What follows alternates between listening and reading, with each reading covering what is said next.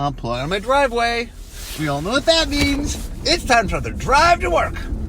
Okay, so what you guys don't normally see is before I get in my car and I drive to work, every day I have to figure out what my podcast is about. And some days I have an idea. Sometimes I even do a little bit of research.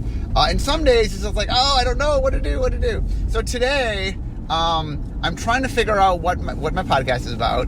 And some point I go, I gotta go. We got a play day. I don't want to be late for the play day. And then it dawned on me, wait a minute, play days. I will talk about play days. So note I'm saying play day, D-A-Y, not play date. Well, my kids had a lot of play dates when they were little. That's not what I'm talking about. I'm talking about play days. So I'm going to explain today what a play day is, how they came about, how we do them, and why they make magic better. Okay, so let me first explain what a play day is. So what a play day is, and they happen about once a month, is for the day, instead of doing what we normally do, everybody in R&D, or most people in R&D, stop what they're doing, and they play a particular set. Usually it's a set. Usually the set's somewhere in set design. Play days usually are based on things in set design. And any one set will usually have two play days. One in early set design, one in late set design. And the idea of a play day, so here's one of the things to understand is we make a lot of magic sets. And that the average person in R&D just isn't on most of them. Like I'm in a weird situation where my job is to oversee at least all the standard legal sets. So I have an insight, I'm either running or on the vision design teams of almost all the sets. So like I have a pretty good idea of what all the sets are doing because it's my job to oversee them all and see how they connect and stuff. But the average person in R&D might, for example, I'll just use some of our code names. So they could be on archery, but they're not on baseball or cricket. Maybe they're on diving, but then not equestrian, and then they're on fencing. And so maybe in the scan in the time frame of a year, maybe they're on one or two teams. And remember, they're not just standard legal sets. There's also supplemental sets. There's a lot of things to work on, and any one person only works on a few of them. So basically what that means is that there are gaps for most people. That a lot of people are like, I worked on archery. I know exactly what archery is about, but baseball, I have no idea, And the reason the play days came about was we were realizing that there were just major gaps in people's knowledge of the sets. And, one of the things that's important, like magic is a collaborative process, meaning that, the set's not made by one person. The set's made by a whole group of people. And that the people at R&D, look, this is what we do. We're very good at making magic sets. And, we want to get input from the whole of R&D. And so the idea of a play day was, look, let's get all eyes on something. Let's use the full might and power of R&D to sort of do a pass on where the set is at. And normally there's one done in roughly early set design to help, the one in early set design is more about like, hey, do people generally like where this is going? Do they like, do they like the mechanics? It's sort of like, are they happy with the general direction that the set is going? And then late set design is more like, okay, the set is, mostly done. Are there nuances of things that can improve? So the first play day is about bigger notes. The first play day might be, I do or don't like this theme, or you're missing something, or this mechanic is or isn't working. It's larger. The issues are much larger issues, right? They're issues that are talking about how to shape things. Where later on, it's more fine-tuning. The later play day might be like, this archetype is missing this thing, or, you have nothing in common for it. Maybe when the uncommons move down, or maybe can you make a comment specifically to help it in this way. Okay, so let's talk a little bit about, first I'll talk about where they came from, and then I'll talk about how they work.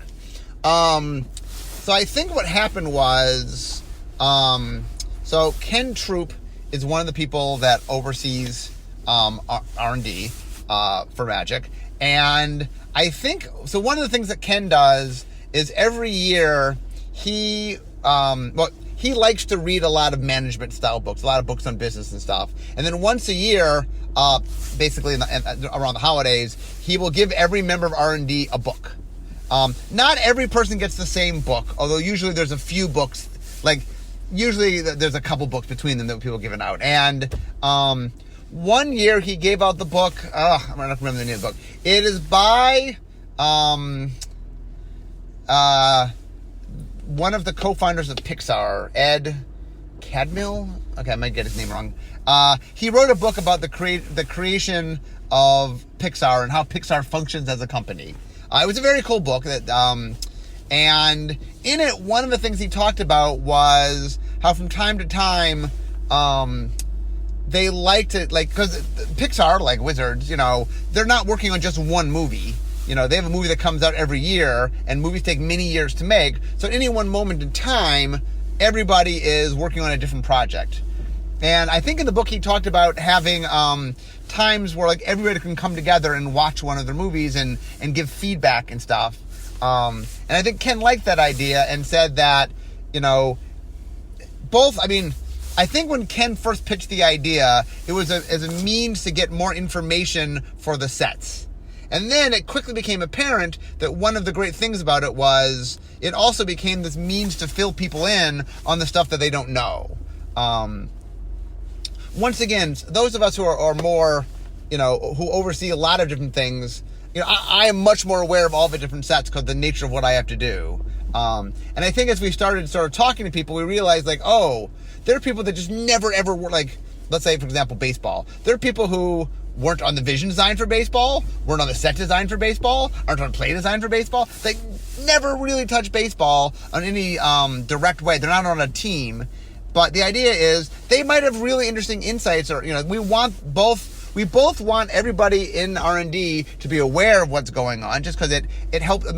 Even if for no other reason that I'm working on cricket. Well, knowing what baseball is doing when cricket's coming right after baseball is important. And so, the more knowledgeable you are of all the sets, the more it improves the quality of even the things you are working on. And, the other important thing was that you just want to get, there's a lot of very smart people. You want to get, you want to sort of let everybody sort of take a look at things and give comments because there's a lot of people that can just do a few play tests and, give really insightful information. Plus, the other big thing about Playday information is when you keep getting the same feedback, that's also very valuable. Of just going, a lot of people are saying this. Usually that is true. If R&D does a play day and everybody in R&D, and everybody, but enough people are saying a similar thing, that's really an issue you got to go look at. Okay, so let's talk a little bit about, that is how play days came to be. In the beginning, when we first started doing play days, they were a little more infrequent. I think the first play days were just once per set. And we didn't really do supplemental sets early on. And then what we realized was that it was valuable enough and we were getting enough data out of it. And it was a team bonding experience because it was to let everybody sort of do something together. That's another big thing that I think we realized is one of the things that's very bonding for R&D, I assume for any organization, is when you kind of stop everything you're doing and all come together and all work together, and everybody sort of found it as a fun way to do. It was something that was a breather, sort of, it's neat to every once in a while stop your normal routine and do something different. And it just kind of bonded. It got people to, there are people in R&D that just don't necessarily work day to day with each other. And this is an opportunity for them to sort of cross-pollinate. Anyway, lots of good things came from it. So we started by doing it. I think in the beginning, there was the plan was 4 play days a year, I think. So it's we'll have a play day every 3 months was the first plan. Because the idea, I think, was there were 4 main standard legal sets. Each one will get a play day. And then we're you know what? This is so valuable. Rather than just having a play day once, maybe for the standard legal sets, probably not the core set, but the other 3 that have more moving pieces to them. Okay, maybe those should have 2 play days a year. So we get a play day, in early in set design and play day in later set design. And then we also have some supplemental sets that are, booster releases and things, and those really could also use some eyes. And so eventually it started as once every 3 months, and then it went to one every 2 months, and then now it's about once every month. And that is, it's something that is very. I think we're at the point now where we've kind of settled on our thing. I've also mentioned I did a whole podcast on hackathons. So hackathons are when we stop work for a week. Now, not everybody stops work; it's less people, and that's where you have a particular project you're working on, and you and a small team work on a project. Usually, a hackathon has an overall goal, like we're trying to make an innovative product or something. And there's multiple teams that are usually trying their own version of things toward that goal. But as we found with hackathon, sometimes more than one team makes something we end up making, or sometimes you end up making things that have useful stuff that can get used. Okay, anyway, so let's talk about what exactly is a play day like. So I'm going to go to work today and it's a play day. What does that mean? What should I expect when I get to work? Okay, so first off, one of the cool things about play day is we bring in breakfast. So when you get to work, there's breakfast. And I don't, there also is lunch. There's breakfast and lunch. I'm not sure what, part of, I think, the idea of breakfast and lunch was making a day out of it, making something that sort of felt different and unique and making it, I think one of the goals of Play Day is not only making it a means to get valuable information, but making it something that was kind of fun and enjoyable and an event, if you will. So we come in, we start with breakfast. And in fact, R&D had so much fun with the breakfast at Play Days. So every Tuesday we have a thing where we play over lunch. And so lunch gets brought in. And then we play with usually the latest set on Tuesdays. And the idea of the Tuesday play days is, or not play days, I guess, but the Tuesday lunch, play lunches is, we realized that while we were playing a lot of Magic, we weren't playing as much finished Magic as we could. And this was an opportunity for more people just to play with the finished product. Because, we work on the sets a lot while making them, but there's just a different experience of playing with the whole of a finished set versus a set sort of in progress. And anyway, the reason I bring this up is the breakfasts have been so popular that every once in a while we do breakfast for lunch for Tuesdays because people really like the breakfast. Okay, so you come to the play day, you have your breakfast. Then in the morning, usually the way the play day works is now. I'm going to give you the average play day. One of the things to be aware of is the set designer, the set lead, has the ability to change how they want to do their play day. I'm giving you the default play day, which is mostly how they work. But anyway, I will, if I realize things that are a little bit different, I can bring them up. Okay, so in the morning, so there's two sessions essentially. There's a morning session and there's an after lunch session. So in the morning session, for both sessions, I guess, there usually are three things that are available to you. Number one is there's a draft. So if you would like to draft with this product, you can. Usually the drafts are for people that have some experience. Well, either people that already have some experience with the set or, the play design, people that are just used to drafting and can more easily pick up a draft. Even if they're cards they haven't seen before. But okay, you can do a draft. They're sealed, so you can get sealed pools and make sealed pools. Or there's the equivalent of pre-constructed decks. And usually what happens is play design before the meeting will build some decks. So if people, essentially the idea is if you have never played the set before and you're one of the kind of people who it's intimidating to approach something you've never seen before, there's pre-constructed decks, basically. I mean, they're pre-made decks. You can just pick up the decks and play. Depending on if we're early in the process, the decks are just made by Play Design and don't reflect anything per se. If it's late in set design, they might be early versions of Planeswalker decks or something. We eventually make Planeswalker decks. So if it's late enough, the Planeswalker decks might have already been started, and that is what they are. So anyway, the idea is there's as much investment as you're able to play, however you're comfortable with. If you're new to the set, and the other thing to remember in R&D is not everybody in R&D is design and development. You know what I'm saying? Not everybody. There's a lot of people working in R&D doing a lot of different things, and a good chunk of them are Magic players. Not all of them are when I say Magic players, most everyone in R&D knows how to play Magic, but there's a big swath between, hey, I play for fun casually, and I've been to the Pro Tour many times and top 8 a couple, once or twice. And so some people playing the new Magic can be a little bit intimidating. And so the other thing is the pre-constructed decks also are a product we have to make. It's something that is good to get some sort of feedback on. And so, that definitely is something that is valuable.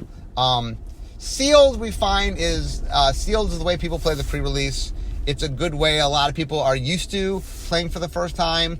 And so sealed allows us to sort of get some sense of comfort, and the people who want to build the sealed. It also is very good because the first impression for most people is the pre-release. So the feedback you get from the people playing the sealed is the most going to mimic the pre-release and gives you the best information there. Draft's important because there's a lot of valuable things you can pick up from a draft, and it allows people to give usually a lot more technical notes. A lot of times from drafting, you can talk about how you might have been misled in the draft, or certain archetypes that aren't working. It allows you to get a little bit deeper. And for the people that either already have been working on the set, or the people that have enough familiarity that they feel comfortable, jumping in on a draft, it does give you a lot of insight into the product.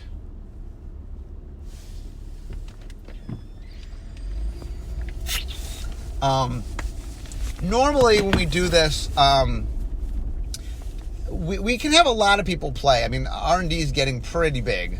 I think we are, I'm not sure exactly, 70 to 80 people right now. We keep getting bigger and bigger, and we keep absorbing more and more sort of roles in the making of Magic.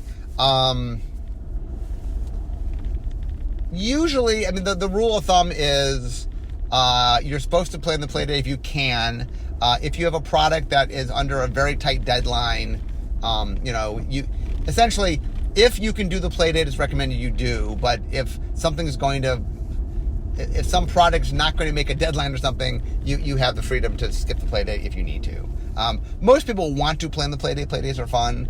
So the other thing that'll happen sometimes is because we have meetings with other people from other sections. R&D obviously is taking off to do this, but sometimes you have to go off to a meeting because it's with other people. We also, at times, will invite other sections sometimes to come join us for play days if we want other people to see the set, especially the later in set design. We will invite other people to come see. Okay, so now, so anyway, the play day, there's the morning. So you come at breakfast, you do the morning session, you can play seal, play draft. Then we have lunch. Lunch is brought in, and there's a variety of things you can have for lunch. Lunch is usually one kind of food. It could be pizzas, or it could be Thai food, or it could be Indian food, or it could be Greek food, or there's there's lunch. People come have lunch, and then after lunch there's the second session. Usually what they recommend is it's kind of nice to try different things in different sections. If you played sealed in the morning, maybe you want to try playing draft in the afternoon. Some people will do the same. Some don't feel up to drafting, so they'll play sealed twice. Some are very familiar with the set, so they'll draft twice. But you have different experiences that you can do. Okay, next thing you get is a sheet that is made by the lead set designer. And the sheet basically is to gather information. So the way it works is we do this every play day, and so you are free to ask whatever questions you want, but there are a bunch of questions we tend to ask every time, because one of the advantages of doing play days is because we ask certain questions all the time, we've started stockpiling the answers. And so one of the questions that we tend to ask is, was this fun? Did you have fun playing this? That's a question we always ask. So one of the things we can do is we say, oh, well, here's the rating, and hey, compared to other sets at the same level of development, like, we tend to compare them, like, some sets are in late set design, some are in early set design. Usually if we say, is it fun, we'll look overall, but we'll also look at sort of like, if it's a late set, okay, compared to other sets that were late, that's the best comparison. And the reason this is valuable is the more we do of these, the more input we get, the more we can get a sense of, the fun rate's only, 3.9. Oh, that's concerned. We want to, something there, it really gives us some sense of what people are thinking. And that's another important thing I should stress about having multiple people play all at once is not only are we getting individual feedback, which is important because you want to know what individual people do or don't like, you're getting group feedback. Let me take a moment to talk about group feedback because that is something that's important. One of the things that is tough about designing a game is there are things you have to care about that are amorphous, right? Is it fun? And it is very hard in the abstract to say, oh, well, how do we gauge fun? And the answer is there are certain things that groups do well that individuals have trouble with. Meaning, if I said individual, gauge how fun this is, you can give your experience of how fun it is, but it's very hard to gauge what the general reaction would be. But a group can do that. That if we ask everybody how fun is this and they rank it on a scale and we measure that and then we can measure it against how other people ranked other sets, you start to get a sense of an overall group sense of them. You can use the group as a barometer to measure things that are very, very hard. Like some things, for example, some things like, play design can look and say, oh, is this balanced? Or, like there's a lot of objective things. One of the things I refer to this is in design and development, there is what I call art and what I call science. That part of the job is, the science part of the job is sort of the numbers part. Like, oh, well, we have to make sure the ASFAN is correct of a certain attribute, or we have to make sure that the curve is right. And there's the science part of it. It's not that there's not work to make it happen, but it's very exacting in that, look, if we want this particular aspect to be a certain ASFAN, that's just getting the math right of making sure that enough, between commons, uncommons, rares, mythic rares, that the thing shows up in the right value. And the science is important, but the science is, because it's very mathy, it's not a matter of, it's detecting it is not the issue. You have to figure out what you want, but sort of adjusting it is much more a number crunching issue.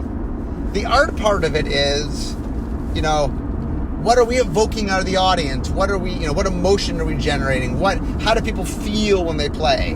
And that stuff, which is also very important, is just a lot trickier. You know what I'm saying? So, like, and the way I'll describe it is, if I want to know, let's say I take a piece of art, the Mona Lisa.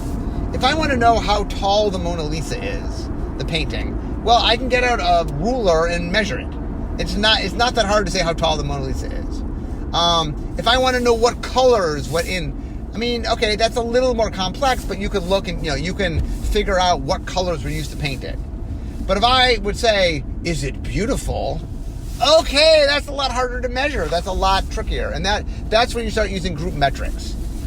Because when you're trying to figure out whether the audience will like something, that is more about group response. And so how do you sense group response? By using groups as a means to do that. And so one of the valuable parts of the play day, and one of the reasons that we want everybody playing, is there's a lot of amorphous things that we need to understand. Now, there are also less amorphous things. So the questionnaire will ask a bunch of things, how you like things, was it fun? It'll ask how you played that day. And then it'll ask you about specifics. So it usually asks about the mechanics. Sometimes it'll ask about themes, depending on themes. Like, if we're doing a theme that we know, usually we'll ask about themes anyway. But if it's a brand new theme, we're much more likely to ask about it. We'll always ask about mechanics. Pretty much, it's like, what are the things about the set we think players will enjoy, and let's sort of test those things. Okay, here's this mechanic. Do people like this mechanic? And one of the other thing, well, I mean, that's a bunch of things. The other thing we also ask sometimes is about how complex people feel the set was. That's another thing we have to measure. And complexity has it's kind of a cross between art and science. There is some measurement things you can do for complexity. Like, for example, we measure how many lines of text on average the cards have each rarity. Now, that's not exactly complexity in the sense that you can be wordy and be less you can be wordy and be less complex, or be non-wordy, be more complex. But there's a correlation there, which is, in general, the wordier you are, the more complex you are. And there's a high enough correlation there that by monitoring it, it allows us to sort of keep an eye on it. But there's some art to complexity too, which is sort of like, how many things are people interacting with? And, like, some of it is just doesn't feel complex. Some of it is you can analyze it, but there are times what we've learned is kind of on paper it's not that complex, but in play and actual experience it is complex. And then we want to figure out, okay, well, all our markers for complexity are showing it's not too bad, but the feeling that we're getting reported is saying that it is. So let's figure that out. What aren't we measuring that maybe is leading to some complexity? And that definitely allows us to, analyze and look at things. Another thing that'll happen sometimes in the feedback is sometimes if it's later in the process, we'll ask questions about some elements of the creative. Usually the art is not done by the late playtest. It depends. There are times we've done. Usually the point of a play day is you want to do things early enough that the play day, you can take the information from the play day and use it to make the set better. Generally by the time the art is in, it is just late enough in the process that the play day information isn't quite as valuable. But I think the way it works is, if sketches are in, we changed how we print cards. I think I did a podcast on this too. And our newest cards, we literally print onto cardstock. And I think the way it works is, it will put on the card in the art box whatever we have. So if we have a sketch in, it'll just put the sketch in. If we have full art in, it'll put the full art in. And I think in early set design, the art's just not there yet. Late set design, I think some of it is in. So some of the cards will have art. And so sometimes there might be elements people actually can comment on. The names usually by late set design are, while not totally real, are closer to real. And sometimes the people who are doing the names are experimenting a little bit. So sometimes we'll get feedback on some of the creative elements. And then each set designer is going to have different things they care about. And so we want to weigh those, the set designers are free to do whatever they like with the questionnaire. All that we ask is there's a few questions that we suggest that we put them on every time just because we're trying to build a base of response to it. And it allows you to compare your set on certain functions like fun and complexity, things that are a little harder to have a complete gauge by comparing against other sets. Now, one of the things that's very interesting about Playday is that... Oh, sorry. Let me finish on the questionnaires. The final thing on the questionnaire usually is okay, now, what did you play with? Let me talk a little bit about the pluses and minuses. So one of the things we do during play days, and it is something a guy named Peter Lee came up with.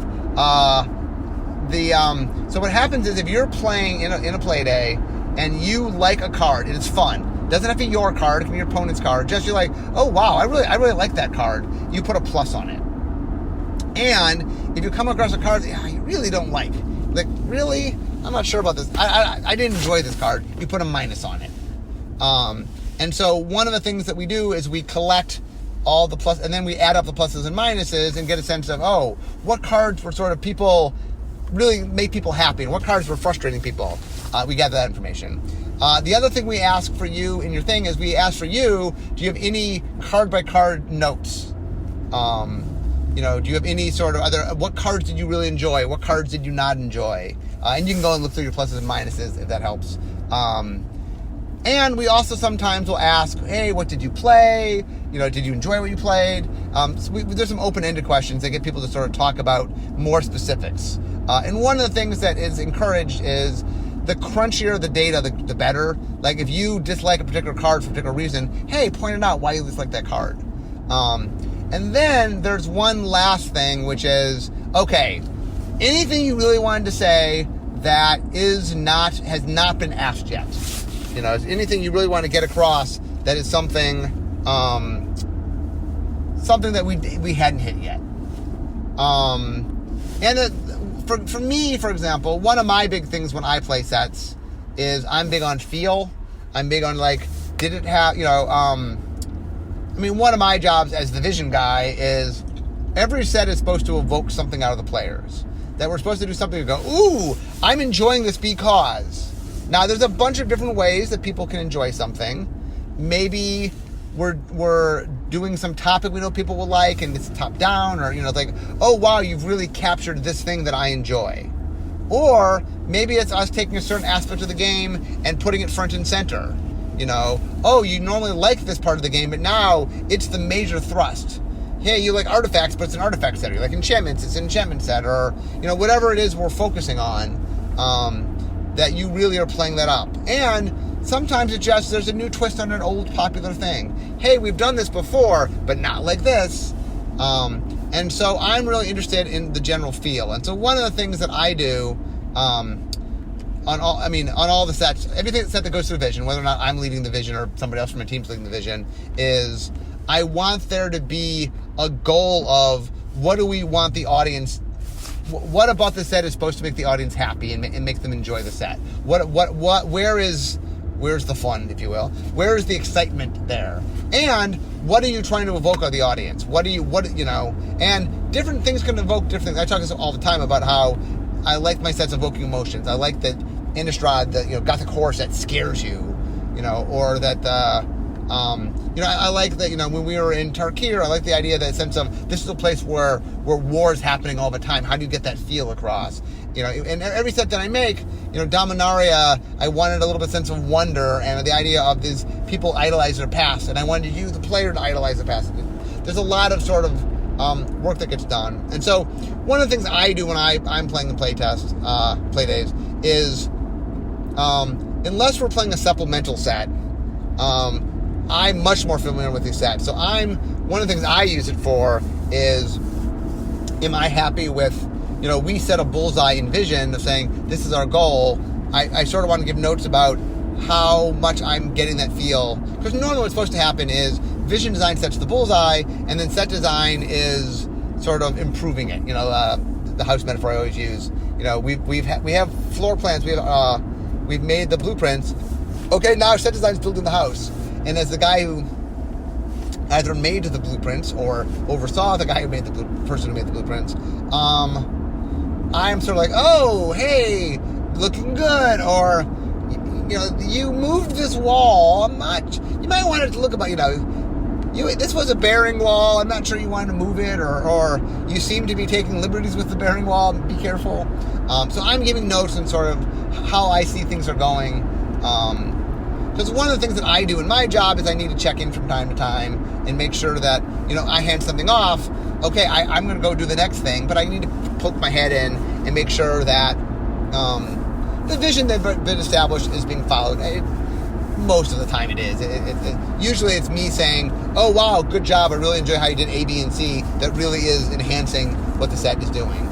Every once in a while it's like, oh, I see you remove something or you change something, and here's the purpose that we're serving. So if you remove that, make sure you have something fulfill a similar role and stuff like that. Okay, so what happens is everybody turns in their forms. We then collect the forms and collect all the data. We look at all the pluses and minuses, and then the lead of the set gets all that data. And what can they do with that data? Well, there's a bunch of different things they can do with the data. Some of it is very crunchy data, which is, this card would be better if changed in some way, or this card, a lot of people don't like it. Get rid of this card, or change this card, or this card, people love this card. Whatever you do, there's something special about this card. Be very careful. This card is one of the things that really seems to be driving people toward having this positive response. So look, you want to keep that. So first is the card by card sort of stuff where they are trying to figure out just individual choices. And sometimes one of the great takeaways of a play day is just tactical notes. Like, so we have a database called Drake. Used to be called Multiverse, now it's called Drake. And I think I did a podcast on our multiverse, on our database. And in it, we people can leave notes, what we call dev comments. And, whenever you see a card, whether you see it in a file or you're playing with it, you can give notes about, I think this card could be better if something. And the play day is probably the best place to sort of pick that up. And there's a lot of card-by-card notes usually from the play day, especially the later play day. And so one of the first things that they want to do is just go through and say, these are just smart people who are used to making magic sets, looking at cards, and oftentimes it's just a matter of, we did this once before. When we tried it once before, this is the problem we found. I think that you could tweak this a little bit and avoid that problem. Or like, Eli might look at cards and, or not just Eli, but there might be, there's some rule thing you might want to think about, or talk to Eli. I know we tried this and such a set, and this was a problem. So just a heads up, make sure Eli's aware of that, stuff like that. So you get a lot of the card by card data and a lot of the crunchy stuff. So that you get to fix. By the way, just a little side note here. I'm normally at work by now, so it takes me about 30 minutes to get to work. So real quickly is it's been snowy. As I'm recording this, it's early February, and we've had a bunch of snow. And for those that don't know anything about Seattle, we don't get a lot of snow, so we don't have an infrastructure to really deal with snow. So for example, early in the week, we had a day off work because there was so much snow that we just had the day off. And then the rest of the week we came in, but the roads are still snowy. And so anyway, I have an extra long podcast because people are just driving slow because of the snow. So this is one of those podcasts where if I had actually finished at 30 minutes, I probably would have had to leave some information out. But this podcast is going to be a lot longer, so I'm stretching a little bit for those that recognize when I stretch. The telltale signs when I go, let me tell you about this one thing that, let me spend a few minutes talking about it. That's what I do when I have to stretch. It's like, here's an interesting tidbit about this thing. So, anyway, I am, my commute is, there's two different freeways I take, and the changing from one freeway to the second freeway is my halfway point. So I'm hitting my halfway point. Now, traffic's moving now because I'm on the freeway, so secretly this won't be. Right now we're at the 37 minute. We're not going to have 37 more minutes, but I predict I'm not going to get done in 30. Actually, I know that. Anyway, just a heads up. I like a little behind the scenes. How our bad weather means more content for you. Traffic, more content. Bad weather, more content. Overturned bread truck, more content. So, anyway, our bad things for me means good things for you. Okay, let's get back to this. Okay, so they take the data, they figure out the cards, they get data off cards, how to improve the cards. They'll get feedback on mechanics. Sometimes, usually going into a play day, the set lead is aware if a mechanic is having problems with it. Sometimes, especially the early play day, you're coming in to field test a mechanic to see whether you want to keep it or not. Usually, if it's there, the goal is to keep it if you can, but oftentimes you come in knowing that it's a problem child and that you want to get the feedback on it. Sometimes it's because the other thing to remember about play days is one of the things about working on a set is that you quickly lose sort of the newness perspective.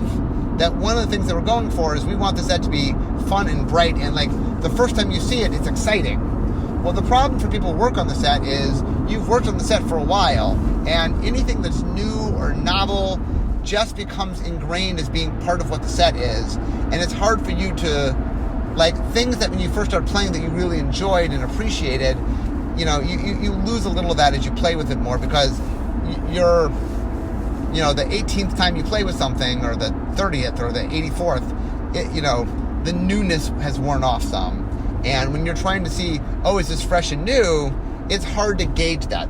So one of the really valuable things about play days is you get first impressions.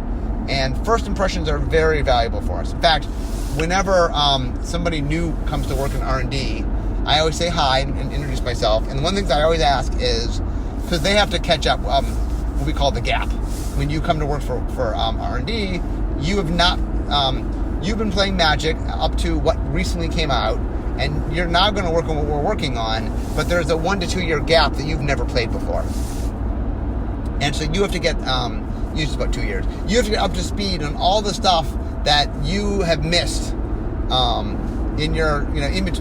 Sort of as you jump to the future, the time you've missed, you have to come up with it. You have to sort of catch up with that. And one of the things I ask people is, as you go through it, can you do a little write-up of first impressions? Because first impressions are really valuable to us. Anyway, so we get a lot of first impressions, and sometimes it's like I'll give a concrete example. We had a mechanic in a set that I handed over the mechanic, and I said to my set lead, I said, this is a fun mechanic. This, to me, is the anchor that I would build your set around. It's really fun. But it's complex. It is definitely something where there's a lot of moving pieces to it.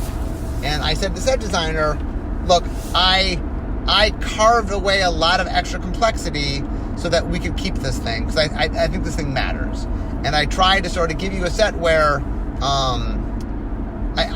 I think this thing really matters. So try if you can to keep it. And so they played with it, and what they found was it was fun. But it was complex. And so at the play day, at the first play day, they said to the audience, okay, what do you think about this? And the feedback from the audience, which was a very interesting feedback, was, man, this is fun. And man, this is complex. And the interesting thing was, sometimes complexity will drive down funness. Sometimes people go, this is complex, it's less fun, it's complex. And this was a weird thing where the feedback we got was, this mechanic showed up as both very fun and very complex. And it kind of reinforced what I had said when I handed off, which is, look, I think this is a lot of fun, but it has the baggage of there's a lot going on. And the takeaway from the play day was, okay, people really seem to like this, but can we keep the fun of it? One of the things that the takeaway is, what is making it fun? What is it making it complex? And are there things that aren't fun that are complex? Are there components of it that are, one of the things they wanted to break down is, so let's say take mechanic and break it into, it's 10 component pieces. Each piece, how much fun was that piece? How complex was that piece? And the question was, are there pieces that are very complex but not very fun? If something's very fun and very complex, okay, maybe keep that. But if another component is complex but not fun, well, maybe that's the place where you shift things. And so, one of the things that was really valuable is that the play day really sort of helped understand, this set was a weird set. And I handed it over with the caveat it was a weird set. But the play day really cemented that, oh, wow, this is a really beloved mechanic. It scored really well. This is the kind of mechanic that we aspire mechanics to score on the fun level. But it also is a warning sign on the complex level. And so that was one of the challenges. But I think if the mechanic had not sort of done so well on the fun level and it had been rated real high in complexity, they'd been much more likely to replace it. And so this is why play days can be pretty valuable, because there are nuances that are tricky that you really need a wider feel for. Another thing that they like to get feedback on, especially in the late set design, is a lot of the thing is trying to see if your rares capture the essence of what you're doing. For example, a different set. It was a top-down set, and we were really experimenting with are we hitting the tropes we need to hit? Like, are we, we wanted the set to be about something, but when people were playing it, was it evoking did we get the sense we wanted? And that the challenges of that set design was, we think we were playing in fruitful space, but had we captured the best thing from that? Had we,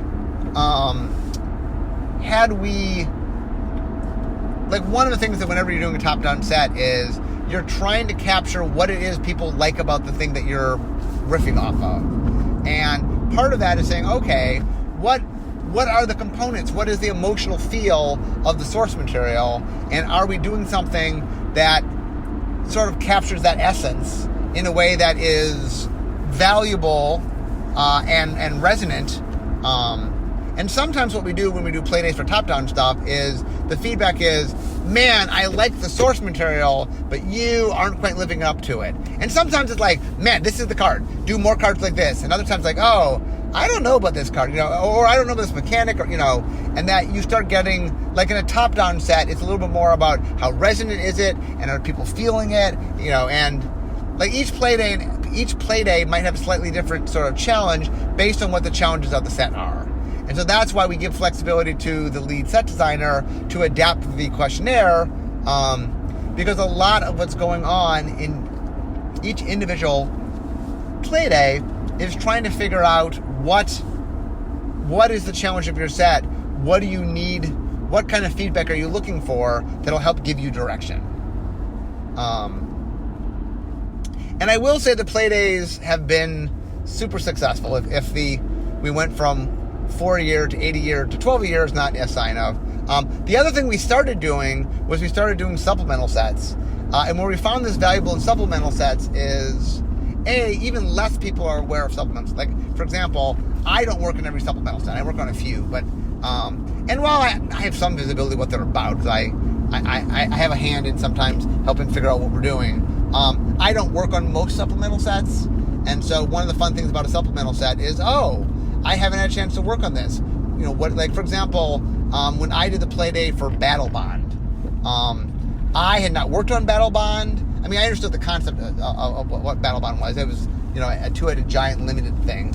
And it was really interesting because one of the things that was fun for me is, a lot of times my notes are more as, look, I've been playing around the space because I did the vision, was on the vision team, and I'm helping you understand where you're doing based on stuff we'd learned earlier. With a supplemental stuff that I've never done, I get to just kind of play designer, you know what I'm saying? And a lot of times I'm giving notes, maybe they're things they already thought about, but it's just, I get to give my sort of initial impressions and stuff, and that's kind of fun. Like, I remember with Battle Bond, I really liked a lot of things, but there's some synergies I thought could be a little stronger, and anyway, it was fun.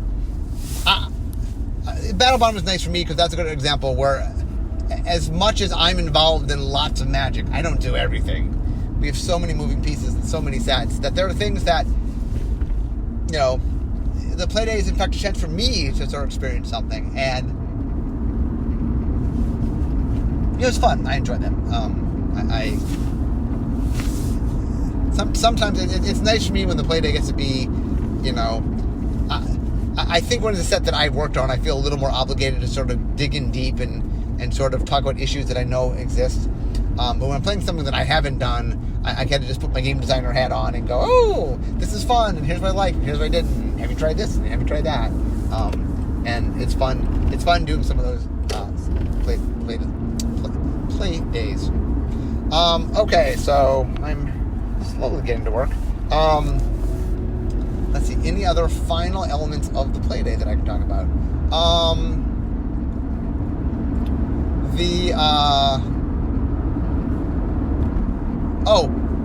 The camaraderie. Let me talk a little about that. One of the things that has happened over the history of R&D. So when R&D first started, when I first got in R&D was literally nothing but designers and developers. That's all it was. It was the people who directly figured out what cards did. That was the only thing that R&D was. And then over time, the editors became part of R&D and the creative team, and now we have a lot more people that work on other aspects of the production. People that are working on graphic design and working on, a lot of other aspects. We have people that now help us do frames or do concepting, or, there's lots of different people in R&D. And as we've gotten bigger, like there's a point in time where, like if you said, close your eyes, name everybody in R&D, I could have with a heartbeat done it. And now, partly because we get so big and there's just so many people and just so many people working on so many different things, that it is, R&D at times is not quite as tight-knit. I mean, it's hard to be as tight-knit with 80 people as it is with 15 people. And that one of the things about Playdays I really enjoy is it gets a chance for me to play with people that I don't interact with. Like, one of the things, for example, is there are people that I interact with people that need to get the job done at the point where I work on the product, which is super, super early. So, I'm working with the creative team, for example, a lot, because we're trying to figure out the world, and so I have a lot of interaction with the creative team. But like the editing team, I have less interaction with. The editing team is involved later in the process, and vision design can interact with the editing a little bit when we're trying to sort of, sometimes early on, figuring out how to write up, how to write certain mechanics and stuff. Sometimes we'll do it early because we're trying to figure out, can it work and can it fit in the text box. I mean, I work with editing a little bit. I don't work with graphic design all that often. Sometimes when I'm doing framework, sometimes I'll work with somebody on framework if we're doing new things. But like, there's a lot of people in R&D that I either work with a little bit or almost none. And so it's very cool when we're doing the Playdays that I get to interact with them. And it is... The other thing that's really cool is, the other things that Playdays do is, there's a thing in business called cross-pollination. And the idea of cross-pollination is, if you force people to interact with people they don't normally interact with, what starts happening is there's sharing of information between things, and you find some things you don't normally get. Like if I sit down with somebody that's doing some part of the process very different from my part of the process, and we start talking, we might look at the set differently and have different aspects of what we care about, and that just being exposed to those other aspects, making me think about a graphic design problem or something, or about a tournament issue or about a digital issue, or just me worrying about things that I don't normally worry about really can have a big impact on how I design things. And so another big important part, I think, of the Playdays is this cross-pollination, is of people interacting with people that they don't necessarily normally. And just from a making R&D friendlier, or even just building relationships. Like, for example, let's say I play with someone on Playday and we have a good time. Okay, I've made a bond with them. I've started to get to know them a little better. And so if I ever have a problem, maybe I'm more going, you know what? I'm going to go ask that person this question. Where if I hadn't built that sort of friendliness before, maybe I'd be less inclined to go do that. And so, I think the Playdays are, while a lot of what makes the Playday valuable is the immediate sort of, hey, change this card, there's a lot of very powerful long-term things about just the cross-pollination, the sort of building relationships with people that you have a little less interaction with, and just also making R&D more fun. One of the things about being a game company is I want us to sort of experience the product in not always the technical way, but in the fun way. It's why the Tuesday lunches are important, that, I want to play Magic from time to time and have fun playing Magic and go, ooh, Magic is fun, and not just always be in like sort of technical mode. And so I think Playdays are valuable there. And the other thing, by the way, is a lot of the people who make the designers obviously are all pretty well enmeshed with Magic, but there's a lot of people who work on Magic and R&D that all of them know how to play Magic, but some of them are less familiar, and then just getting them to play more and just getting more experience with playing Magic just makes them better at their jobs, because the more they understand the game, the more nuance they get, hey, the better it is in making it. And so Playdays are also just an opportunity to get more people to play. Okay, guys. This was definitely a 30-minute topic that I talked about for 54 minutes. I hope you guys enjoyed it. It's a lot of information about Playdays, but it's an important process of what you do. And I like to go in the minutia sometimes of things that R&D does, because, like, I want you to get the idea that everything we do, a lot of thought went into that thing. The reason we do play days and then we iterated on play days and adapt play days and are constantly working to make play days better is it's a tool and allows us to do a lot of things in a very cool way that just makes a better experience for all of you. So anyway, that, my friends, is play days. But I gotta go. I got a play day to go to. So anyway, I'm now here at work, so we all know what that means. It means the end of my drive to work. So instead of talking magic, it's time for me to be playing magic. Play-daying magic, if you will. See you guys next time. Bye-bye.